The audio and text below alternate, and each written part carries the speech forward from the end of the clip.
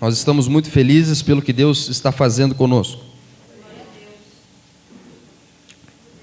Mês que vem, já no início, nós vamos iniciar uma nova série que vai ser tremenda e vai relembrar algo inédito que eu fiz nessa igreja há mais de 2 anos atrás, eu acho, logo no início da igreja.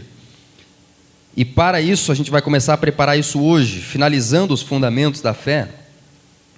E hoje eu quero falar sobre algo fundamental para cada um de vocês e para a igreja,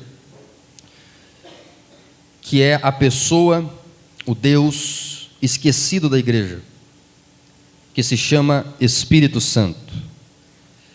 Quero falar sobre ele. Quem é o Espírito Santo? Qual é a importância dele para você que tem boleto para pagar já no início de agosto, em 2025, no Brasil? O que isso tem a ver com você, né, que saiu da sua casa, que deixou tua comodidade para vir numa igreja humilde como essa, uma igreja basicamente humilde, para ouvir alguma coisa, se é que você crê que está ouvindo alguma coisa, para entender ou receber alguma coisa, ou para buscar alguma coisa. O que isso tem a ver com você? Quem é o Espírito Santo, o que ele faz e como ele pode transformar a sua vida? É sobre ele que eu quero falar nessa noite. Posso ouvir um amém? Amém. Só para quebrar o silêncio. E logo depois eu vou anunciar o que nós vamos viver a partir de agosto, que vai ser algo transformador. Eu tenho isso no meu espírito, que eu recebi essa revelação, essa orientação de Deus em cima do monte para a nossa igreja, e vai ser algo tremendo. Glória a Deus. Mas hoje eu quero encerrar os nossos fundamentos, um fundamento antes, falando do sexto, e no sétimo eu já vou engatar na nossa nova série, falando sobre a pessoa do Espírito Santo. Muito se ouve falar sobre o Espírito Santo, e na internet nós temos... Essa semana eu visitei um jovem que eu estou evangelizando, mas primeiro eu estou virando amigo dele. E eu quero te mostrar uma coisa, um vídeo aqui da internet. Estava na casa dele, ele já pensou em cometer suicídio muitas vezes. E bem na hora eu cheguei e consegui impedi-lo, né? E estou tratando, cuidando dele. Mas ele tem muitas questões intelectuais que ele precisa resolver. Mas ele eu quero te mostrar um vídeo aqui que muito estranho, a tua religião, tudo mais. Ele me mostrou um vídeo totalmente abjeto. E eu falei para ele, olha, a internet, e eu digo isso para vocês, ela possui o que há de pior do evangelicalismo popular brasileiro. A religião evangélica, que é muito diferente do cristianismo verdadeiro e bíblico, muitas vezes, ela é muito mal representada pela maioria das igrejas do Brasil. E na internet, no Instagram, nós temos o esgoto do que há de pior. Práticas absolutamente ridículas. Eu nasci na igreja, isso é desde sempre, isso antes da internet chegar. Quando eu não tinha internet, no máximo tinha Orkut na época, que é quando começou a surgir Orkut na igreja, mas não tinha essas manifestações. E hoje a gente vê coisas totalmente, assim, você olha para aquilo e pensa, eu pertenço a outra religião, isso daí não sou eu. E se você fizer um tour pela cidade de Santa Maria, começar a entrar em tudo que é igreja que você vê, tudo que é porta que está aberta, você também vai ver coisas, você vai ver práticas, você vai ver manifestações que são delegadas à pessoa do Espírito Santo, mas que são totalmente aquém daquilo que a Bíblia estabelece como parâmetro para a manifestação do Espírito de Deus. Você vai ver coisas que as pessoas aprenderam pela cultura a delegar à pessoa do Espírito Santo, de maneira a rebaixá-lo a um simples poder que vem para a pessoa e faz a pessoa sapatear, rodar, ou subir nas paredes, ou se escabelar, seja o que for. Então, ele foi reduzido a isso. Foi reduzido a esse tipo de manifestação. Ou que vem sobre a pessoa e dá para ela poder telepático, que faz eu saber exatamente o que o Lucas fez hoje ao meio-dia. O que pode acontecer, mas que não é padrão. O Espírito Santo é muito mais do que isso. O Espírito Santo de Deus, Primeira coisa, Ele é Deus. Ele não é uma força, Ele não é um poder de Deus, Ele não é uma expressão da energia de Deus. Que o evangelicalismo popular brasileiro, por que ele é desse jeito? Porque ele começou a mesclar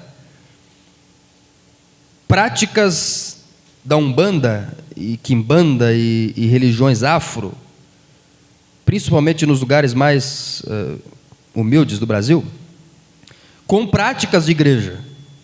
Começou a mesclar as coisas, e esse ecletismo não fez bem. Esse ecletismo gerou uma manifestação de evangelho que é complicada. Você precisa ter muito discernimento de espírito para entender o que você está vivendo. E isso fez com que o Espírito Santo, então, na mente de algumas pessoas, atuasse no mesmo tipo de prática e manifestação, Deus me perdoe, de espíritos malignos, Exus e tudo que existem também, e que se manifestam, incorporam em pessoas. E isso está muito aquém do que a Bíblia estabelece como a pessoa do Espírito de Deus, a importância do Espírito de Deus para a igreja. Alguns teólogos, eles dividem a história da humanidade, o trato de Deus com a humanidade, no nível das pessoas da Trindade. A Trindade é Deus manifestado em uma essência, mas que se manifesta em 3 pessoas. É um mistério, você nem tenta entender e não tenta explicar. É um Deus, só existe um único Deus, com 3 pessoas distintas: o Pai, o Filho e o Espírito Santo, que é Deus, tanto Deus quanto o Pai. O Filho que é tão Deus quanto o Pai, e o Pai que é tão Deus quanto os outros, que não são outros, que é um, mas que ao mesmo tempo é 3. Você não vai entender, porque para nós 2 corpos não ocupam o mesmo lugar no espaço. A nossa física newtoniana não vai conseguir entender isso. É um mistério da Trindade, mas é a manifestação de Deus. Por isso que é Deus, porque a gente não consegue entender. E o Espírito de Deus, a Trindade, ela se manifestou na história da humanidade com maior ênfase nas pessoas em todo o trajeto da Escritura. Você vê, antes da manifestação da encarnação do Filho na Palestina, uma atuação muito operante do Pai em todo o Antigo Testamento, até Mateus, quando Jesus nasce. Depois, quando Jesus encarna, você vê a obra de Deus manifestada no Filho, que andou pela terra, curando pessoas, fazendo toda sorte de bem, e morreu numa cruz para salvar a humanidade dos seus pecados. Aqui, em João 16, Jesus está falando que Ele vai ir, que Ele vai subir, que Ele vai ser assunto aos céus, e que a partir de agora, a igreja que Ele instalou na terra vai estar sob a atuação de Deus, Espírito Santo. Então a era da igreja, a partir do livro de Atos, é a era da atuação e da manifestação do Espírito Santo de Deus. Nós estamos vivendo sob o cuidado de Deus, na pessoa do Espírito Santo. Quem está entendendo, diga amém. Amém. O Pai que governa o universo, o Filho que completou a obra na cruz, na encarnação, e hoje está assentado à direita de Deus, intercede pela igreja, e o Espírito que está na igreja, presente na terra, presente em mim que sou crente, ou em você que é crente, e que atua na igreja de uma maneira operante e viva, trazendo vida para a igreja e para as pessoas que estão mortas. Então o Espírito, ele é Deus. Não é uma energia, não é uma força, não é uma coisa boa, não é energia positiva, não é nada disso. Ele é Deus, pessoa, porque Ele possui características de pessoa. O que faz uma pessoa ser uma pessoa? Intelecto. O Espírito Santo possui uma mente, o Espírito Santo possui intelecto. Lá em Romanos, capítulo de número 8, versículo de número 27, diz que aquele que sonda os corações sabe qual é a mente do Espírito. A mente do Espírito. O Espírito Santo tem uma mente, porque Ele intercede pelos santos de acordo com a vontade de Deus. O Espírito Santo tem emoções. Em Efésios capítulo 4, verso 30, diz que você pode entristecer o Espírito Santo com as tuas atitudes. E o apóstolo Paulo diz em Efésios 4,30: não entristeçam o Espírito Santo, pelo qual vocês foram selados para o dia da redenção. O Espírito Santo, ele pode se entristecer com a maneira de você falar, a maneira de você tratar a tua mulher, teu marido, a maneira de você se comportar, você pode entristecer ele com práticas. Isso é complicado, não faça isso. Cuide para não fazer isso. Entristecer o Espírito Santo. Assim como você pode agradar o Espírito Santo, alegrar o Espírito Santo, irar o Espírito Santo. O Espírito Santo tem emoções, Efésios 4:30. O Espírito Santo tem uma vontade. 1 Coríntios capítulo 12, versículo de número 11, diz que o Espírito de Deus, ele realiza todas as coisas, distribuindo a cada um individualmente dons, conforme ele quer.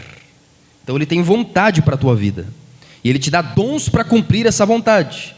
Ele deu para mim um dom para cumprir a vontade dele de pregar o Evangelho.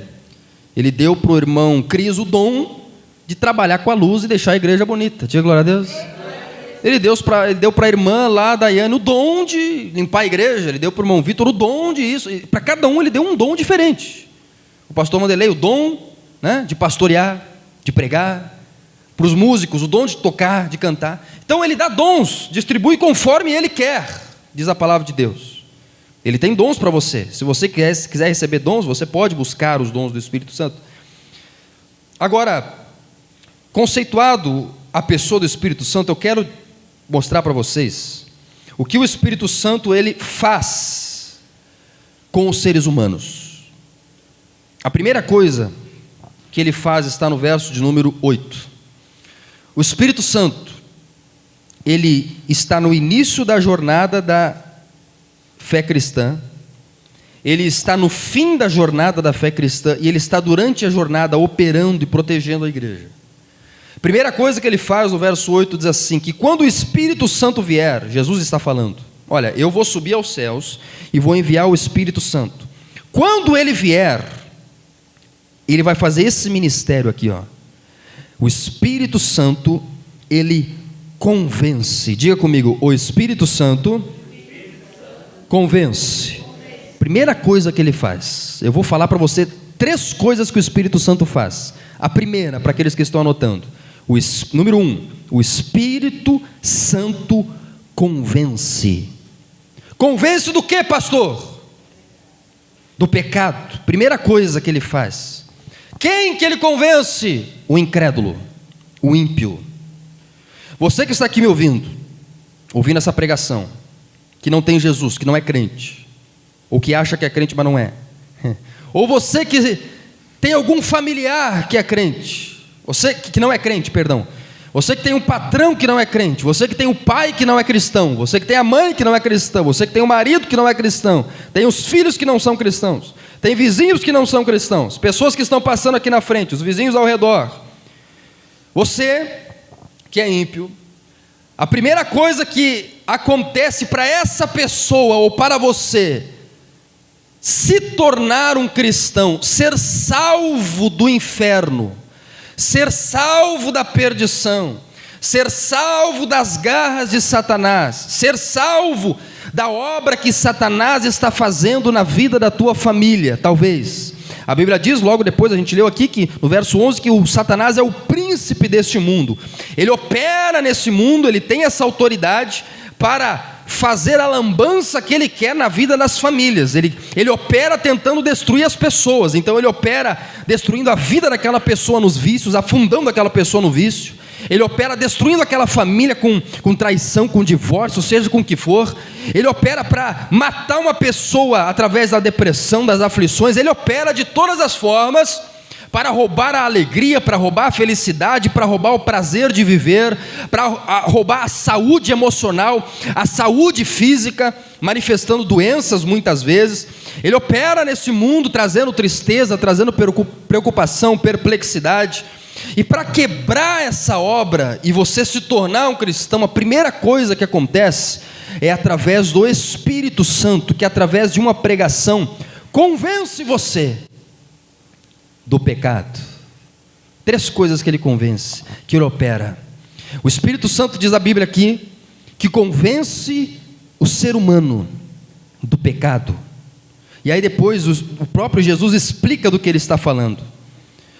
Do pecado, porque eles não creem em mim. Por isso ele está falando ainda, ali no versículo de número 9, ele está explicando, convence o ser humano do pecado, porque ele não crê em mim ainda. Então a obra de salvação, ela é operada pelo Espírito Santo.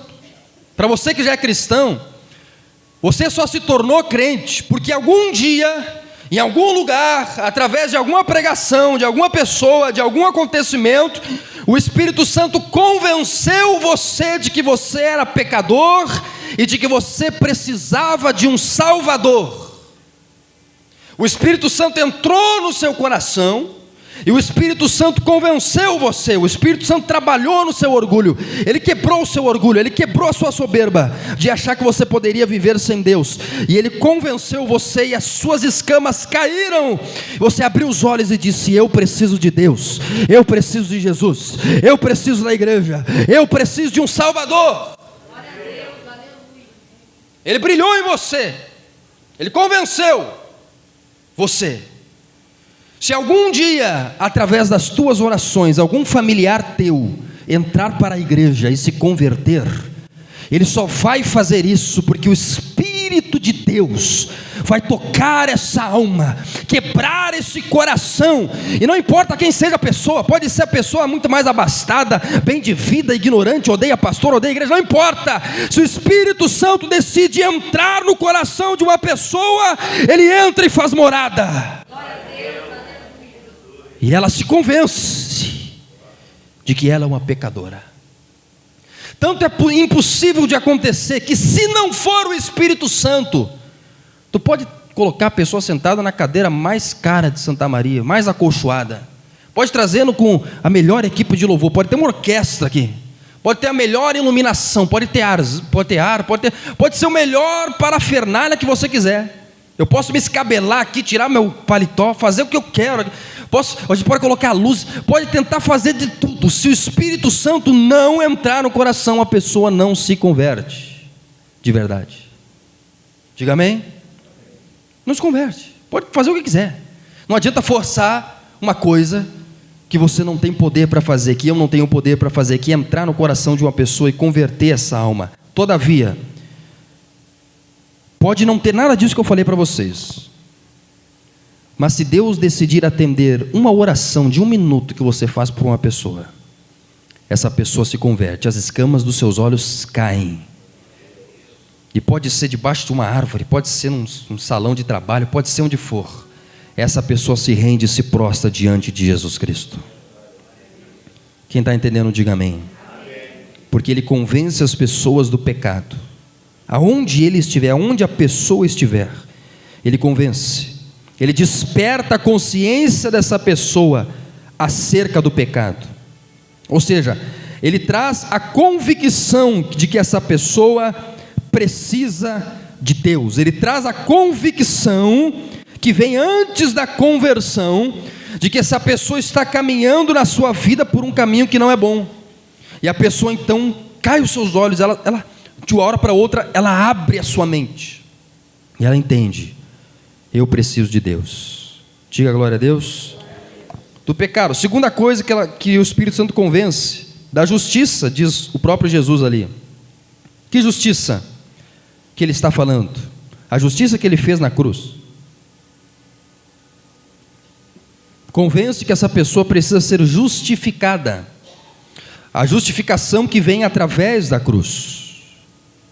Então convence do pecado, demonstra que na cruz existe redenção, existe salvação, e o Espírito Santo também convence essa pessoa do juízo que está por vir. Perceba as 3 convicções do cristão, que fazem uma pessoa um cristão. Ele tem convicção de que ele é pecador e precisa de Jesus, justiça, de que ele é pecador do pecado, precisa de Jesus, justiça na cruz, e de que se ele não fizer isso, o julgamento está para vir ao mundo. Diz ali, o príncipe deste mundo já está julgado. O julgamento ainda não entrou em prática, mas o julgamento já foi chancelado pelo céu. Satanás, ele ainda está operando, mas por pouco tempo, porque pela manifestação de Jesus, que está muito breve de acontecer, ele então receberá o julgamento dos céus, da ira de Deus. E não só o diabo, mas também todas as pessoas que não entregaram a sua vida a Jesus. E a pessoa ali naquela cadeira, ela se convence: olha, Jesus vai voltar, esse mundo vai acabar. Se eu morrer desse jeito, eu não sei para onde eu vou. Eu preciso de um Salvador, eu preciso de Jesus. Glória a Deus. Quando ele faz isso, ou quando ele fez isso, através da sua vida, meu querido e amado irmão, quando ele convence uma pessoa de que ela precisa de Deus, de que ela precisa do Senhor Jesus, e ele fala para essa pessoa, você precisa de Salvador, a pessoa se converte. Vamos colocar aqui que a pessoa se converteu, que ela entendeu que ele é um pecador, que ele tem falhas, que ele é falho, mas que existe salvação em Jesus, que ele está sofrendo nas mãos do diabo, mas que existe resposta em Jesus para todas as áreas da sua vida. Quando ele entende que ele pode mudar de vida de uma maneira totalmente sobrenatural, transformar a sua vida, começar a prosperar na sua vida, e que ele pode, ao morrer, ao deixar essa terra, entrar pelas portas dos céus, ao ter entregue a sua vida, participe perfeito, ter entregado a sua vida para Jesus. Quando ele entende isso, ele então começa um outro processo, porque ele então começa a jornada cristã. Eu falei para vocês do início da jornada cristã, que é a pessoa entender o seu caminho, o seu estado, que precisa de Jesus, que precisa ir para a igreja. Quando isso acontece, então começa o durante. E aí, esse durante vai precisar de muita palavra de Deus para chegar no final, que é o fim da sua vida, que é a salvação. E a segunda coisa que o Espírito Santo faz com essa pessoa, diga comigo, ele orienta essa pessoa. Glória a Deus. Lá no capítulo, aqui mesmo nós temos ali, que diz ali, porém, quando ele vier, no verso 13, ele os guiará em toda a verdade, versículo de número 13, ou seja, quando o Espírito Santo vier, ele guiará vocês pelo caminho correto.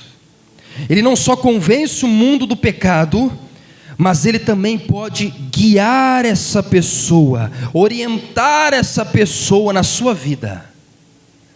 Você que é crente, que está me ouvindo, através do Espírito Santo você pode ter orientação para as melhores e maiores decisões da sua vida.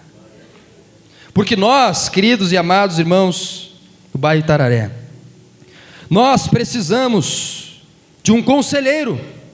Nós precisamos de conselhos, porque coisas nesse mundo acontecem que nos deixam muito perplexos, né? Esse mundo, ele traz situações, ele traz questões, sejam elas econômicas, né? Taxação externa, estado de caos econômico da nação, ou talvez uma situação familiar que nos deixa perplexos. Coisas nesse mundo caído se levantam para nos deixar perplexos em relação ao futuro, e a gente acaba muitas vezes sem saber o que decidir, seja em várias áreas da nossa vida. Na área sentimental, né, não sabe como é que está a situação do relacionamento, o que decidir. Na área da vida profissional, não sabe que decisões tomar. Na área da vida acadêmica, da vida financeira, as melhores decisões, a pessoa acaba ficando perplexa. Pastor, será que muitas vezes eu atendo pessoas que querem simplesmente decisões, conselhos para a sua vida. Pastor, será que eu mudo de cidade? Será que eu caso com essa pessoa? O senhor me ajuda a saber? Será que eu oro mais por essa pessoa? Será que eu mudo de igreja? O que será que eu faço? Ou seja, nós nesse mundo atribulado, somos submetidos a muitas questões que nos deixam perplexos. O que é uma pessoa em estado de perplexidade? A pessoa ela fica perplexa, a pessoa ela fica sem saber o que fazer.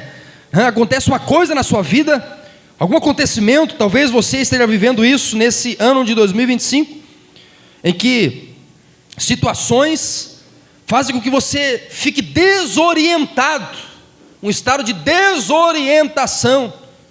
Você vai no psicólogo, pede conselho pastoral, vem na igreja para tentar um conselho, para tentar orientação.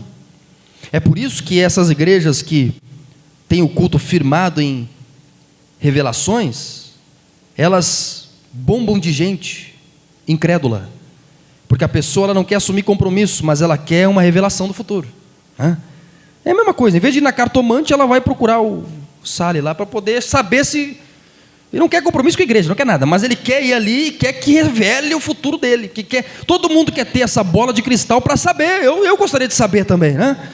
A gente vive pela fé, a gente não sabe o futuro, mas a gente gostaria de saber. Porque às vezes a gente acha que sabendo do futuro a gente vai acertar no presente. Então, pastor, eu queria saber, daqui a 10 anos eu vou estar onde na minha vida? Eu continuo fazendo isso que eu estou fazendo, pastor? Daqui a 10 anos o que vai acontecer comigo se eu continuar nesse emprego, se eu continuar nessa família, se eu continuar nessa igreja? As pessoas, elas são perplexas porque têm que enfrentar o limite do futuro, o desconhecido, e o medo, ele surge muitas vezes do desconhecido. O fator desconhecido é que gera medo e ansiedade e preocupação. A pessoa não sabe o futuro, ela fica com medo, ela fica preocupada, porque não sabe o dia de amanhã. É quando você tem o desconhecido que isso gera medo em você. Não, por isso que muitas pessoas, você fica nervoso em falar em público, porque é desconhecido. Mas conforme você vai fazendo, você vai ficando com menos medo. Por quê? Porque já virando conhecido. Então, fica virando conhecido, né? Então o desconhecido, ele causa limite, ele causa medo e causa perplexidade. Mas para você que é cristão, eu quero dizer para você, o Espírito Santo, ele está aqui para orientar você em todas as áreas da sua vida. Uma pessoa que vive sob a orientação do Espírito Santo, ela dá certo na sua vida. É impossível dar errado se você seguir a orientação do Espírito Santo, através da palavra de Deus. Você está com a Bíblia aí? É essa Bíblia que vai orientar você na tua vida. Se você ler essa Bíblia, se você entender essa Bíblia, ela vai iluminar o teu caminho. Lâmpada para os meus pés é a tua palavra. Não é a bola de cristal da cartomante, não é a previsão do economista. A lâmpada para os meus pés, o que o salmista está dizendo nesse versículo? Lâmpada para os meus pés, iluminação, para eu saber onde é que eu vou pisar nas áreas da minha vida, é a palavra de Deus. Então eu não vou tomar essa decisão, porque a palavra de Deus me orienta que essa decisão não é de acordo com a vontade de Deus. Então eu vou ir por esse caminho, porque a palavra que eu ouvi na pregação do pastor no domingo, falou muito no meu coração, e eu consegui uma resposta para orientar a minha vida. É a palavra de Deus que nos ilumina, que nos guia, que nos ajuda a caminhar em terreno firme na nossa vida.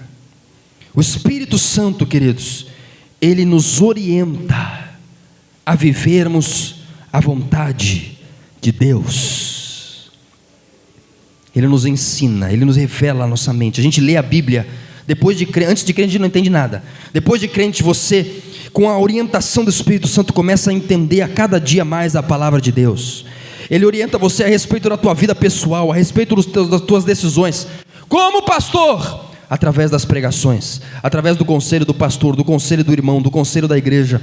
Você vai orientando a tua vida e vai tomando prumo na tua vida. A pessoa que vive os descaminhos desse mundo aí fora, o que são descaminhos?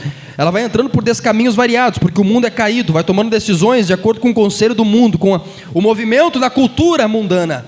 Mas quando você acerta a tua vida e coloca ela no caminho da palavra de Deus, e vive a tua vida a partir dos princípios da palavra de Deus, você percebe que você começa a achar o caminho da felicidade. Para você que já viveu no mundo, você percebeu que se você seguir e viver a tua vida com os princípios do mundo, você não vai chegar a um lugar muito bom? Experimenta. Não, na verdade não experimenta, mas se você quiser experimentar, viva a tua vida de acordo com o mundo aí. Viva a tua vida de acordo com o conselho do Pablo Vittar. Viva a tua vida de acordo com os conselhos das pessoas do mundo. Vê onde é que você vai chegar. Vai chegar num lugar bem legal, bem bom. Viva a tua família, guia teu casamento como o teu colega de trabalho guia o casamento dele, que é incrédulo. Você tem que entender, eu estou falando só para adulto aqui. Você tem que aprender a modelar e a copiar o padrão de vida de homens de Deus. Paulo disse: sede meus imitadores, como eu sou de Cristo.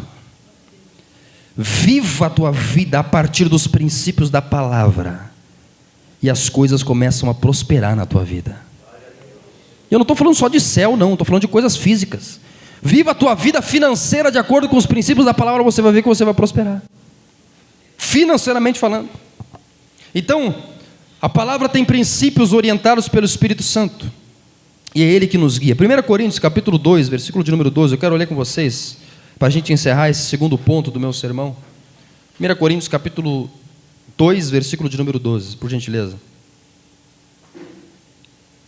Olha comigo esse texto, queridos, falando sobre o Espírito Santo. 1 Coríntios 2, 12. Diz assim a palavra de Deus.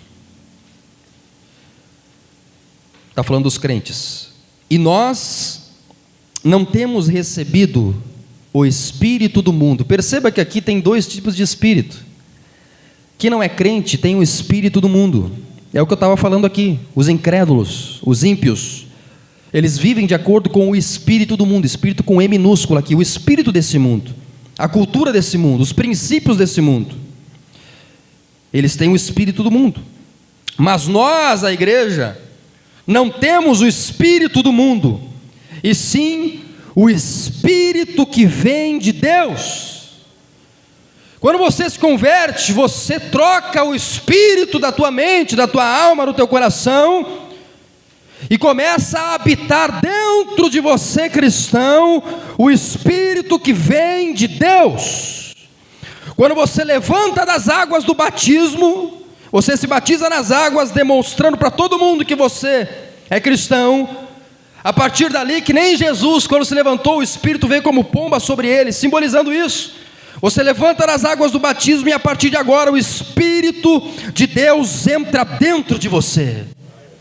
E é algo sobrenatural que acontece na vida dessa pessoa. E o que acontece, pastor? Para que conheçamos o que por Deus nos foi dado gratuitamente. Deus tem bênção para você. Deus tem dádivas para você. Para todos vocês que estão aqui sentados, me ouvindo.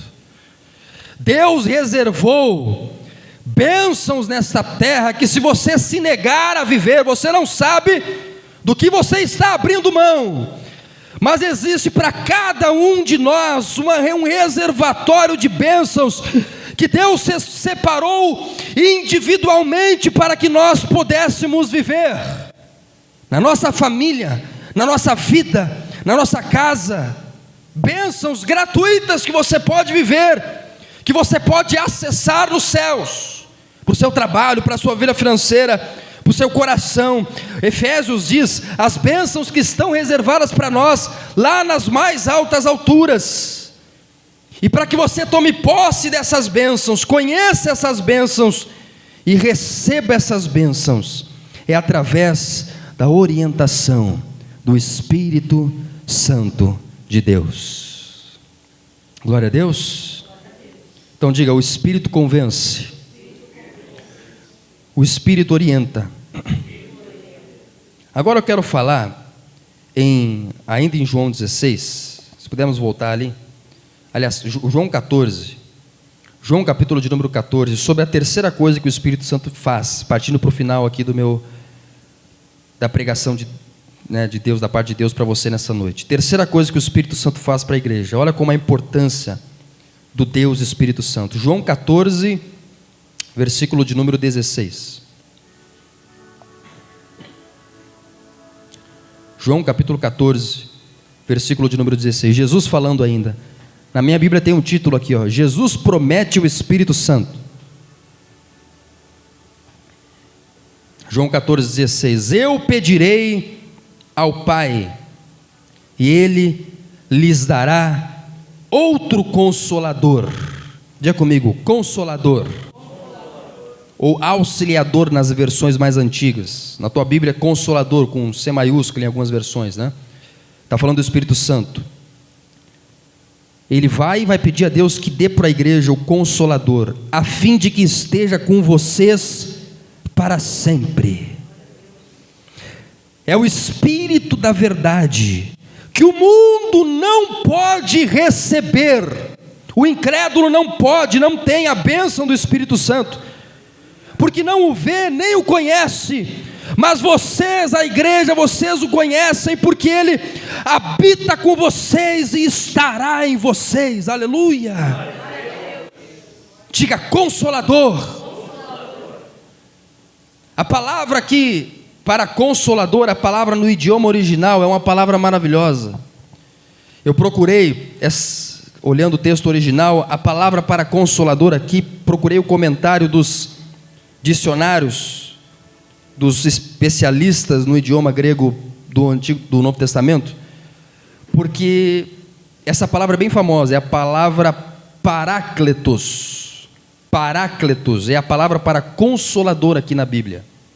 O Espírito Santo, ele é o nosso parácletos, ele é o nosso consolador. Agora, consolador, o próprio dicionário diz e comenta que consolador é uma palavra, o português ele não consegue captar a gama de significado, preste atenção, dessa palavra para nós. Consolador é muito pouco, talvez expressa muito pouco, é uma coisa que ele é o consolador, ele consola a pessoa, mas é muito pouco. Tanto é que algumas traduções traduzem como auxiliador, outras como consolador. Eles fizeram uma pesquisa da palavra que o Espírito Santo se chama, parácletos, que literalmente é aquele que está ao lado, duas linhas paralelas, para significa ao lado, né? Então, parácletos é aquele que está ao lado. Por isso que transmite a ideia de consolador, de auxiliador, ele está do lado da pessoa, auxiliando a pessoa, consolando a pessoa, o Espírito Santo. Agora eles fizeram um estudo dessa palavra em alguns idiomas e viram como que eles traduzem aqui. E para resumir para vocês, para não tomar muito tempo e não cansar vocês, a ideia principal da palavra parácletos, como ela era usada, ela é usada para pessoa que,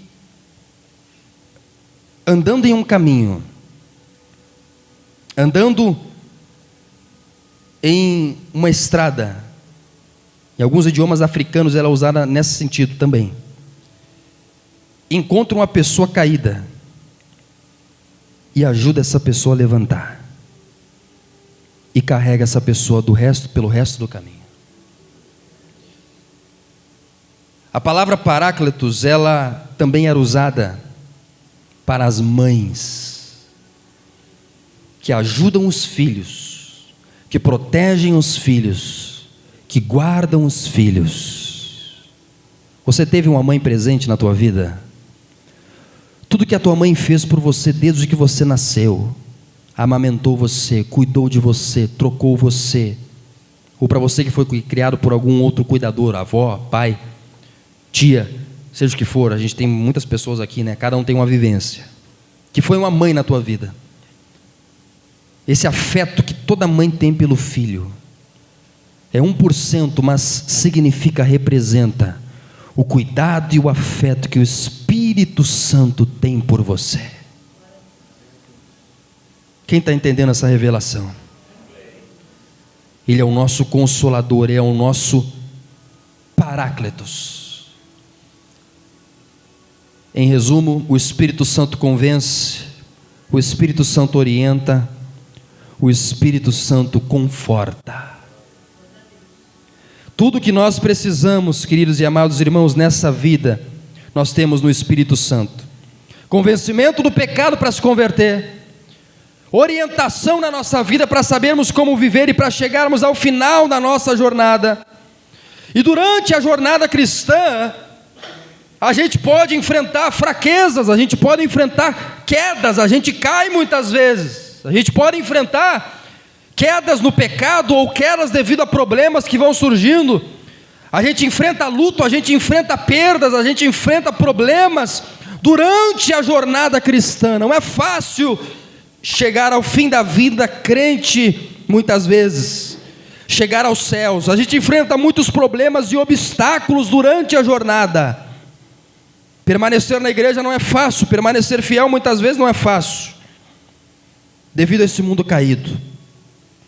Mas aqui a Bíblia nos diz que nós temos um Espírito Santo, que durante a jornada nos conforta, nos auxilia, nos consola, que quando caímos nos levanta, nos anima e nos fortalece para prosseguir na nossa caminhada.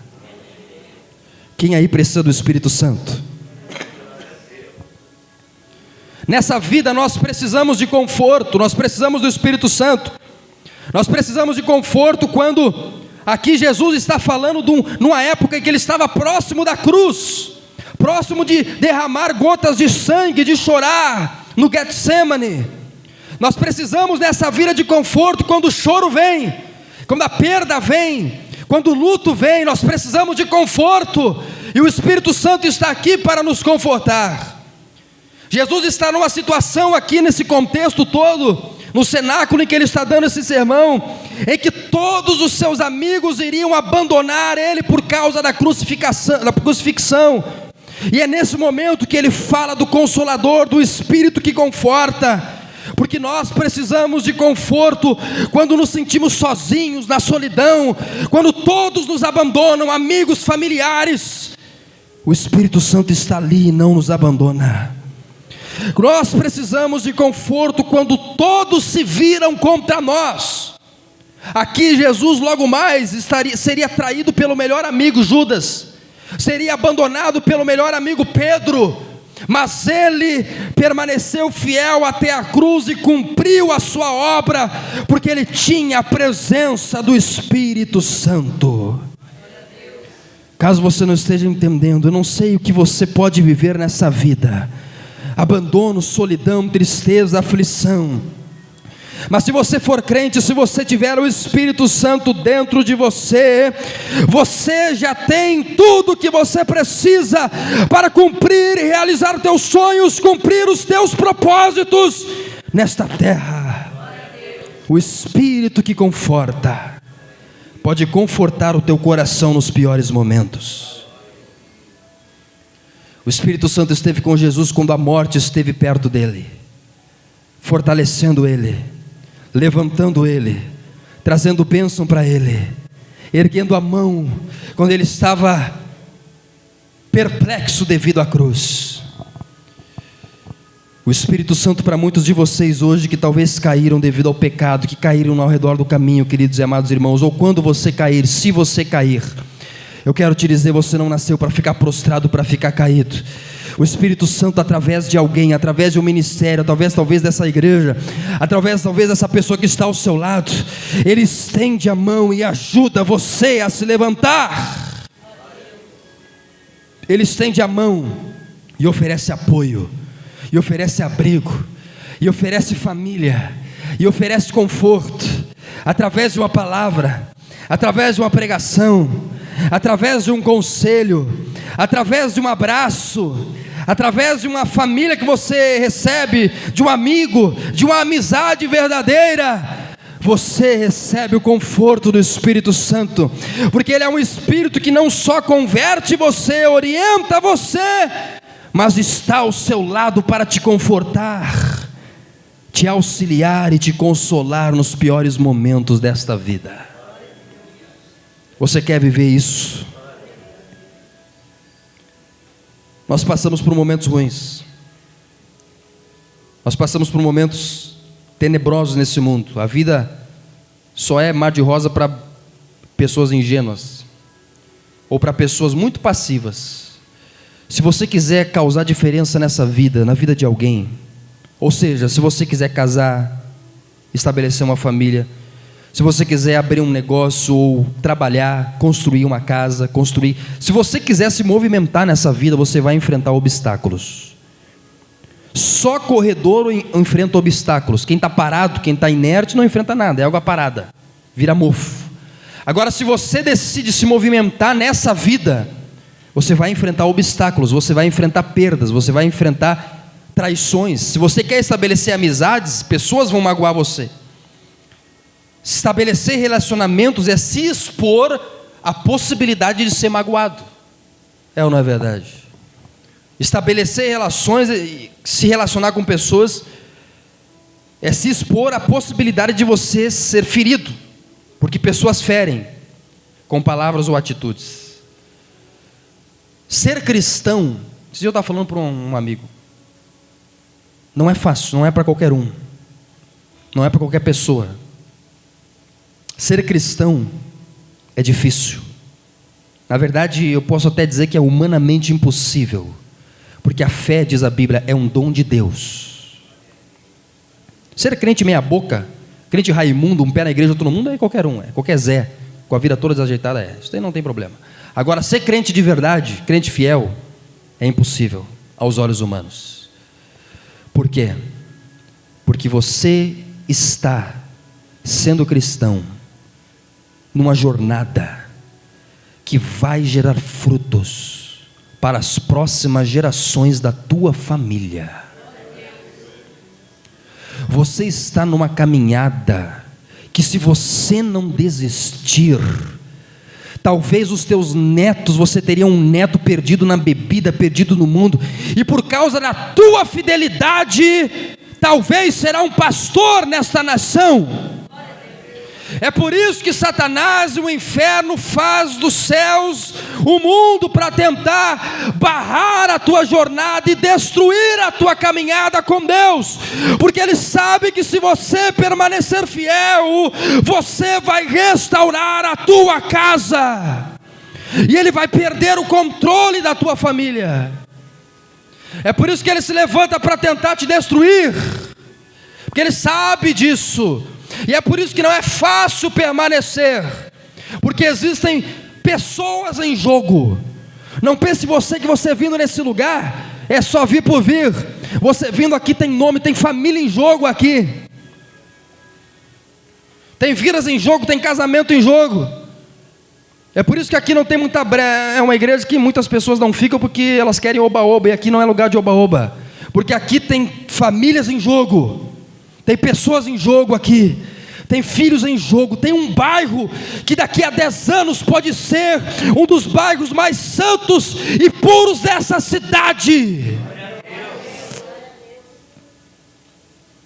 E é por isso que nós precisamos do Espírito Santo, para nos orientar e nos confortar nos piores momentos da nossa vida.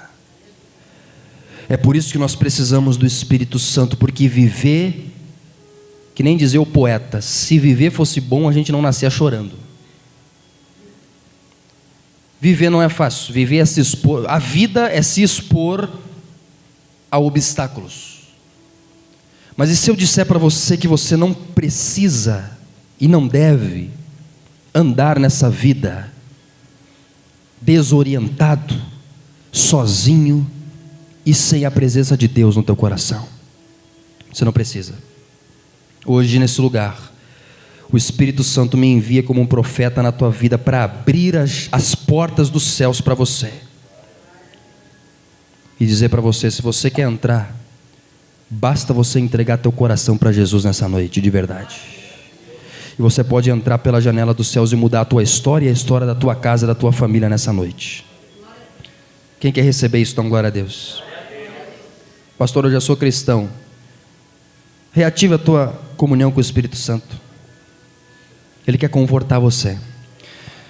Você pode cair, eu quero te dizer, para aqueles que estão caídos, para aqueles que caem no pecado, para aqueles que precisam de perdão nessa noite, Deus tem perdão para você. Deus não tem julgamento para você. A gente criou no nosso imaginário popular que Deus é um velho lá no céu, com um cajado, jogando raio na nossa cabeça e brabo, porque a gente pecou hoje. O meu Jesus não é assim.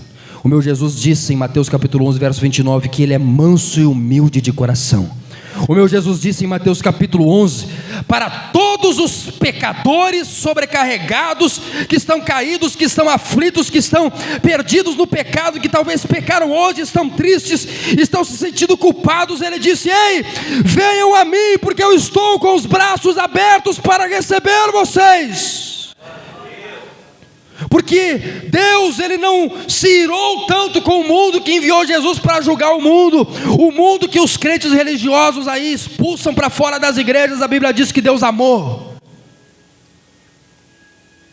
O mundo que muitos fanáticos expulsam dos lugares santos, Jesus amou. Amou tanto que entregou seu filho para morrer no lugar dessas pessoas. No lugar, a Bíblia diz que Jesus era considerado amigo dos publicanos, dos pecadores, das meretrizes, ou seja, Ele era visto andando com essas pessoas. Logicamente, para purificá-las e salvá-las. Diga glória a Deus. Porque Jesus, Ele está com quem sofre. O Espírito Santo está ao lado de quem pecou, está ao lado de quem sofreu, está ao lado de quem olha para dentro do seu coração e percebe que não presta e que precisa de Jesus. Você quer receber isso nessa noite? Você quer que o Espírito Santo entre na sua casa, na sua família? Você quer que Ele traga conforto para o seu coração? Eu vi essa imagem aqui nessa noite, o Espírito Santo andando pelo caminho e levantando pessoas que estão prostradas pelas adversidades da vida, que estão perplexos, mas o Espírito Santo convence, o Espírito Santo orienta, o Espírito Santo conforta. Diga: o Espírito Santo convence. Para nós encerrar, o Espírito Santo orienta, o Espírito Santo conforta. Mais uma vez, o Espírito Santo convence, o Espírito Santo orienta, o Espírito Santo conforta. Agora, se colocando de pé, diga: o Espírito Santo convence, o Espírito Santo orienta, o Espírito Santo conforta. Diga: Espírito Santo, vem sobre a minha vida nessa noite. Diga: Espírito Santo, vem sobre a minha casa nessa noite. Vem sobre o meu coração nessa noite. Diga: Espírito Santo, muda a minha história, muda a minha vida, muda a minha trajetória. Você que quer receber o Espírito Santo, diga isso nessa noite, fala isso nessa noite, fala com Ele.